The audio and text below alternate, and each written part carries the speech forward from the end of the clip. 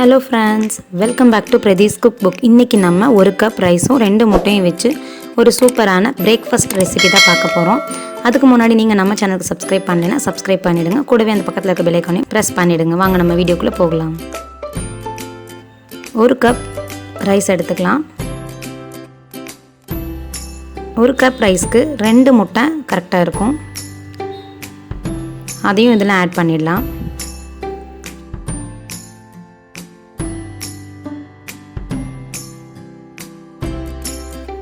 இப்போ அதை அப்படியே ஒரு மிக்ஸி ஜாரில் போட்டு நல்லா அரைச்சி எடுத்துகிட்டு வந்துடலாம். இப்போ நம்ம அரைச்சி எடுத்துகிட்டு வந்தது ஒரு மாவு பதத்துக்கு ரெடி ஆகிடுச்சு. இதில் எந்த தண்ணியும் சேர்க்க தேவையில்லை. நீங்கள் அப்படியே சாதத்தையும் முட்டையும் அடிச்சுட்டு வந்தால் போதும். இப்போ இது கூட நான் கோதுமை மாவு ஒரு 1/4 கப் அளவுக்கு ஆட் பண்ணியிருக்கேன். 1 கப் சாதம், 2 முட்டை, 1/4 கப் கோதுமை மாவு, இதுதான் இதனுடைய மெஷர்மெண்ட்ஸ். இப்போ நம்ம இது கூட இந்த ரெசிபிக்கு தேவையான உப்பு சேர்த்துக்கலாம். கூடவே ஒரு பெரிய வெங்காயத்தை நல்லா பொடியாக நறுக்கி இதில் ஆட் பண்ணிவிடுங்க. ஒரு கேரட்டை நான் துருவி இதில் ஆட் பண்ணியிருக்கேன். பச்சை மிளகாய் வேணுங்கிறவங்க ஆட் பண்ணிக்கலாம். நான் அது போடலை. அவ்வளோதான். இது நல்லா ஒரு பேட்டர் மாதிரி நீங்கள் கலக்கிக்கணும்.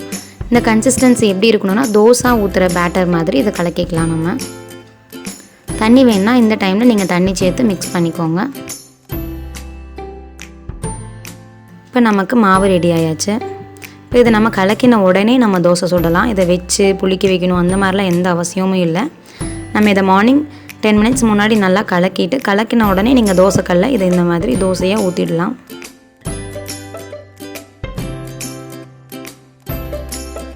இந்த தோசை பார்த்திங்கன்னா ரொம்பவே டேஸ்ட்டாக இருக்கும்.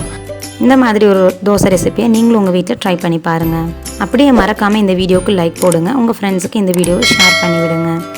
நம்ம சேனலுக்கு சப்ஸ்கிரைப் பண்ணாதவங்க சப்ஸ்கிரைப் பண்ணி பக்கத்தில் இருக்க பெல் ஐகானையும் ப்ரெஸ் பண்ணிவிடுங்க. தேங்க்யூ ஃபார் வாட்சிங்.